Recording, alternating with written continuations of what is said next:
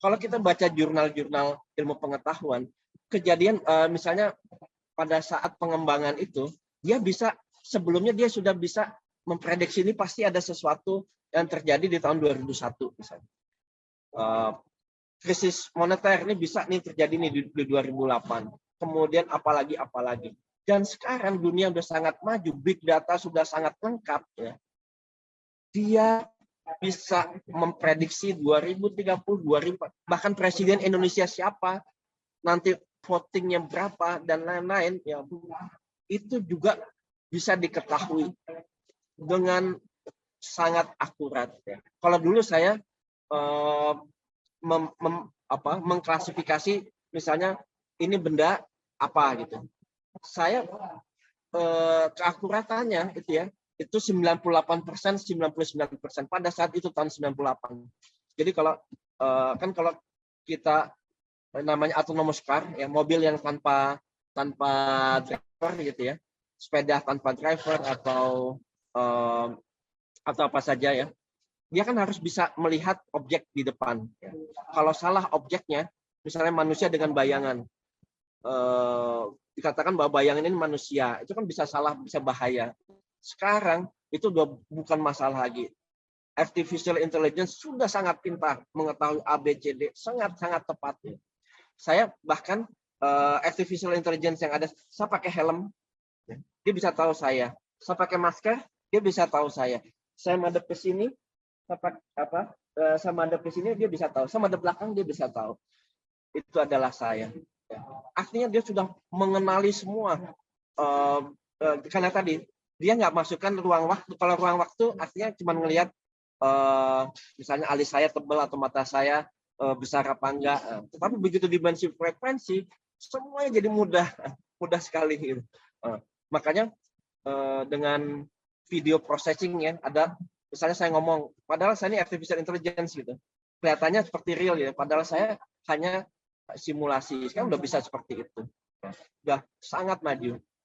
Nah, tetapi permasalahan yang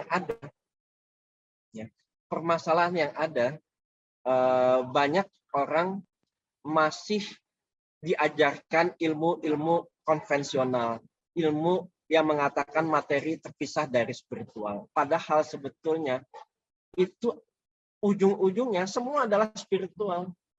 Semua hanyalah gelombang ya. Nah, sekarang kalau kita lihat ke atas, tadi matematikanya matematika fraktal. Matematika fraktal tidak mengatakan 1 tambah 1 sama dengan 2. Prof. Richard sudah menyampaikan dengan teori the double slit, 1 tambah 1 bisa 1000, bisa 60 ya.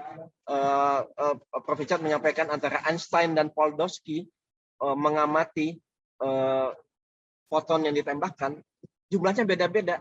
Nah, menariknya jumlah yang beda itu 1 tambah 1 sama dengan berapa? Tergantung dari kita, tergantung dari yang mengamati, tergantung dari kita. Kalau kita yang mungkin saya melihat atau Bu Rini yang melihat akan berbeda. Artinya semua tergantung dari kita yang memiliki ruh, memiliki suatu pancaran gelombang dan lain-lain gitu ya. Jadi ada hubungannya ya. Ada hubungannya hasil penambahan tadi dengan dengan kita gitu, dengan manusia itu sendiri gitu. Jadi bisa jadi kalau kita berpikiran positif, ini pasti 1000, kita yakin, ini 1000 jadinya. Jadi artinya 1 tambah 1 nggak linear sama dengan 2, nggak seperti itu. Dunia itu tidak seperti itu. Nah, dan yang kedua, mereka sangat subjektif. Atom-atom T minus berapa milisecond sebelum dia berubah, dia mau jadi 60 apa 1000 gitu ya. Sebelum dia berubah T sama dia melihat, siapa yang melihat gitu. Nah, begitu saya melihat, begitu T sama dengan udah sampai kepada misalnya hasil tujuan ya. Oh, sama 1000, oh sama 60. Jadi sangat subjektif. Benda-benda, jadi artinya ini orang nyebut benda mati gitu ya. Padahal ini bervibrasi.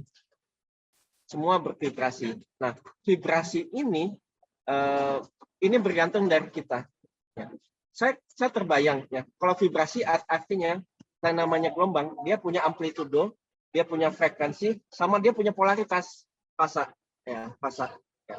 Kalau fasanya terbalik, dia bisa saling menegasikan. Kalau fase positif, dia bisa saling kolaborasi, meninggikan amplitudo. Nah,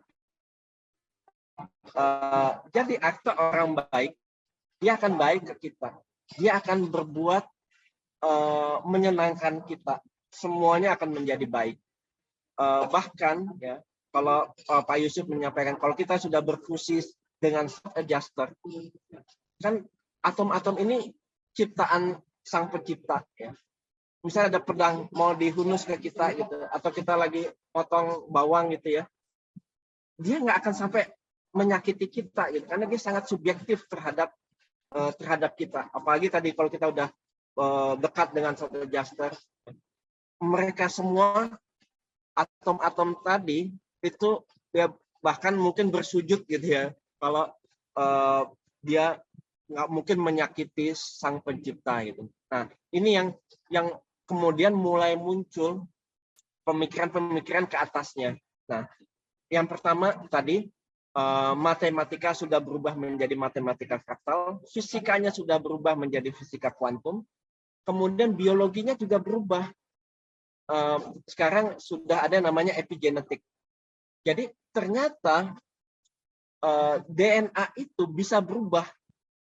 DNA itu tidak heritage dari dia punya influence ya. Tetapi the decision making dari DNA, keputusan terakhir itu bergantung daripada lingkungan yang kita sebut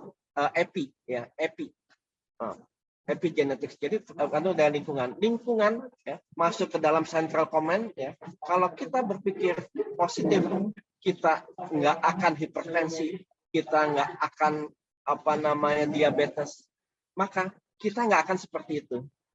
Saya ngambil contoh ya, orang tua saya meninggal karena gula, dua-duanya gulanya sangat tinggi, bapak ibu saya. Alhamdulillah sampai saat ini saya bisa dibilang gula saya normal gitu. Artinya selama saya hidup sehat, pola hidup teratur dan lain-lain ya, itu kan lingkungan ya, itu bisa mengubah DNA kita. Nah, apalagi sekarang sudah ditemukan yang namanya enzim telomeris. Ya, enzim yang tadi mata rantai DNA tadi itu bisa dipertahankan dengan enzim telomeris. Ya. Nah, apa yang merusak enzim telomeris? Yang merusak itu adalah pikiran negatif kita. Kalau kita marah, shutdown imun kita. Enzim telomerisnya juga dia kayak tali sepatu, dia akan kebuka itu. Kalau dia kebuka, mata rantai DNA ini akan hilang. Kalau dia akan hilang, maka itu akan mempengaruhi tubuh kita, bahkan umur hidup kita. Jadi semuanya itu nggak bergantung dari siapa. Kita bukan korban dari siapapun. Kita punya free will untuk menentukan apakah kita mau sehat atau tidak. Maka saya selalu bilang, kita dibilang tua, itu sebetulnya pilihan kita. Kalau kita mau hidup sehat, misalnya kayak otak kita, nggak ada namanya orang pintar dan orang bodoh. Yang ada orang mau dilatih atau mau tidak dilatih. Semua sama. Ya. Misalnya Mahathir usia 90 tahun atau Donald Trump 80 jauh. Kalau dibandingin dengan orang 30 tahun pada saat wawancara, luar biasa. Dia masih memiliki ketajaman pemikiran dan lain-lain gitu. Saya juga saya dengan anak saya gitu ya, coba mengingat ternyata usia nggak mempengaruhi kita pikun apa segala macam. Kita masih bisa lebih tajam dalam berpikir ya, selama kita mau gitu. Nah, jadi kita bukan korban siapa, semua tergantung dari kita. Nah, kemudian kimia ya, kimia tadi kan atom sama atom berbeda ya. Ternyata sekarang kecepatan di dalam proses 3D printing ya, ini 3D printing ini sekarang digunakan di mana-mana. Jadi biasa mencetakkan di atas kertas, ini mencetak di atas semua materi. Jadi kalau kita mau fotokopi benda, ya, satu benda ke benda lain, ya, itu hanya dengan 3D printing. Ya. Nah, 3D printing itu bagaimana? Itu adalah hasil implementasi dari fisika kuantum tadi.